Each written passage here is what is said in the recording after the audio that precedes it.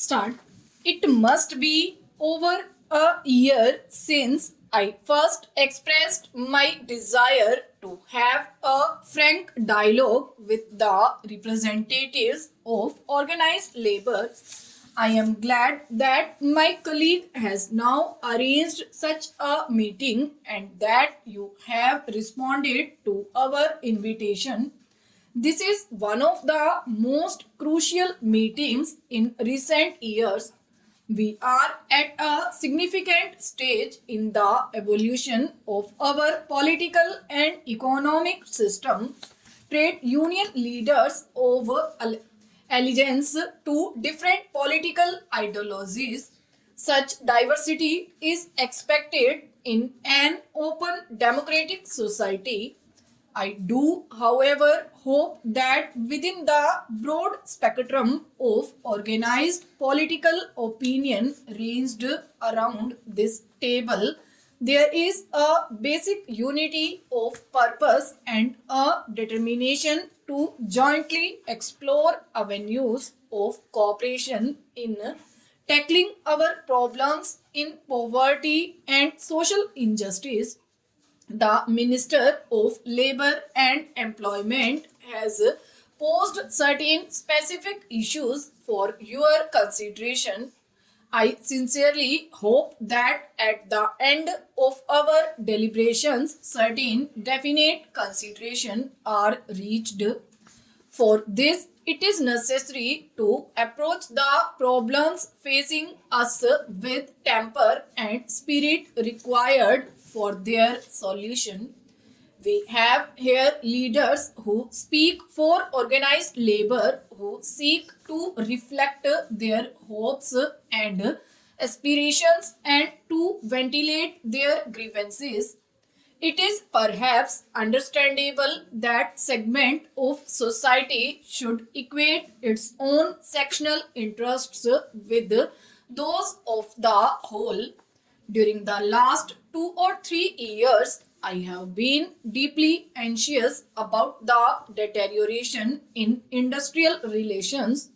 Strikes, lockouts, and closures have become more frequent and less peaceful.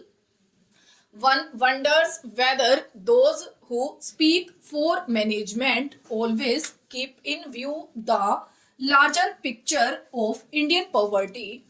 We have strong trade unions to struggle for the interests of labor. We have equally vocal and close knit organizations of management keen and able to project their point of view, but who is to look after the interests of the vast numbers of the unorganized and the voiceless. I am not speaking merely of consumers, although their interests must also be reconciled with those of labor and management. But in a country with depressingly low standards of consumption, the emphasis even on the interests of consumers become irrelevant beyond a point. When trade union leaders talk of protecting the living standards of the working class, or when managements use sophisticated jargon about incentives, they hardly seem to show any concern about the problems of the really poor people.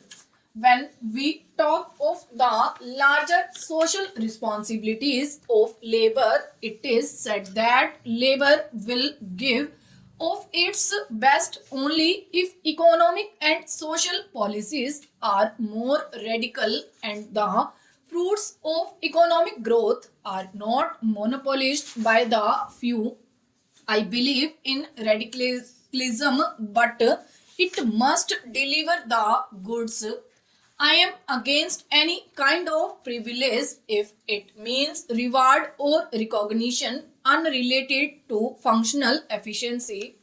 World economic history and our own experience point to the fact that privileges, however defined, become entrenched in a period of economic stagnation rather than in a period of growth.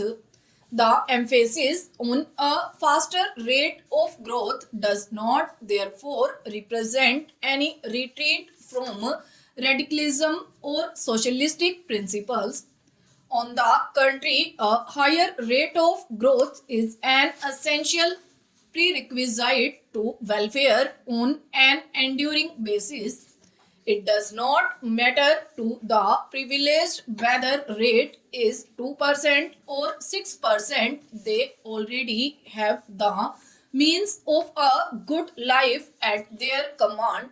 A higher rate of growth is vital for those are concurrently unemployed or underemployed. A speedy and substantial increase in production is necessary to generate resources for expansion of employment. Ever since independence, industrial expansion has acted as the pace setter for economy. But in the 2 years, it is the increase in agricultural production that has kept the economy moving forward.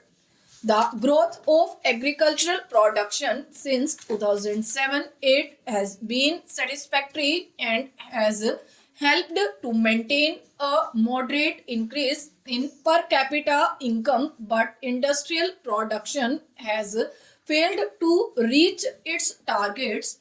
In the first 2 years of the fourth plan, it has been only around 6% instead of the expected 10%.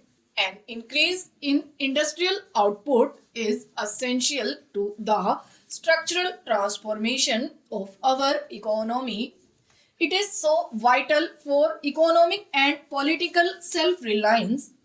Not for a moment I am suggesting that the lower industrial production in the last few years is due solely or even substantially to industrial strikes, shortages of raw material, obsolete administrative procedures, mismanagement, and misdeployment of resources have also hit production. But no observer of our scene will fail to concede that lack of industrial harmony has surely been an important contributory factor.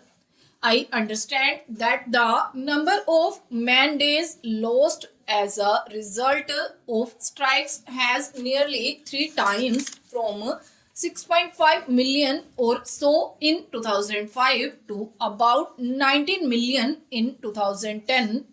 What we have to consider is whether we can reduce this wastage within the framework of our present social and political order of the country. Stop.